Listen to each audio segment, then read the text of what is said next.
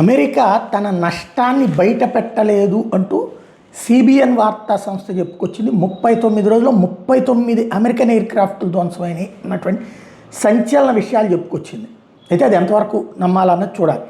భారీ డ్రోన్లు సహా 39 ఎయిర్ క్రాఫ్ట్లు అమెరికా కోల్పోయింది. అమెరికా రక్షణ వర్గాలకు ఇస్తూ సిబిఎన్ వార్తా సంస్థ వివరాలను వెల్లడించింది. 39 రోజుల్లో అమెరికా 13,000కు పైగా వైమానిక దాడులు చేసింది. ఈ క్రమంలో ఇరాన్ రక్షణ వ్యవస్థల దాడి ఇతర కారణాలతో 39 ఎయిర్ క్రాఫ్ట్లను కోల్పోయింది. అత్యధికంగా ఒక్కోటి 280 కోట్ల విలువైన 24 MQ-9 రేపర్ డ్రోన్లను అమెరికా నష్టపోయింది. వీటితో పాటు ఒక A-10 వార్థాగ్ విమానం, ఒక F-15E ఫైటర్లను ఇరాన్ కూల్చేసింది. ఒక F-35A ఫైటర్ కూడా దెబ్బతింది. ఇక 3 F-15E ఫైటర్లు కువైట్ రక్షణ వ్యవస్థలు పొరపాటుగా చేసిన దాడిలో కూలిపోయింది. సౌదీలోని అమెరికా ఎయిర్ బేస్ మీద ఇరాన్ చేసిన క్షిపణి డ్రోన్ దాడుల్లో ఒక E-3G సెంట్రీ అవాక్స్ విమానం, 5 KC-135 స్ట్రాటో ట్యాంకర్ విమానాలు ధ్వంసమైంది.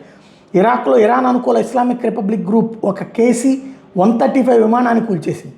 ఇరాన్ కూల్చిన F-15E పైలట్ కోసం చేపట్టిన సహాయక చర్యలో పాల్గొన్న 2 C-130 విమానాలు, 2 బ్లాక్ హ్యాక్ హెలికాప్టర్లు ఇరాన్ దాడిలో దెబ్బతిన్నాయి. దీనితోడు కీలక సాంకేతిక సమాచారం పరికరాలు ఇరాన్కి చిక్కకుండా అమెరికా స్వయంగా పలు ఎయిర్ క్రాఫ్ట్లను ధ్వంసం చేసింది అన్నటువంటి చెప్పుకొచ్చింది.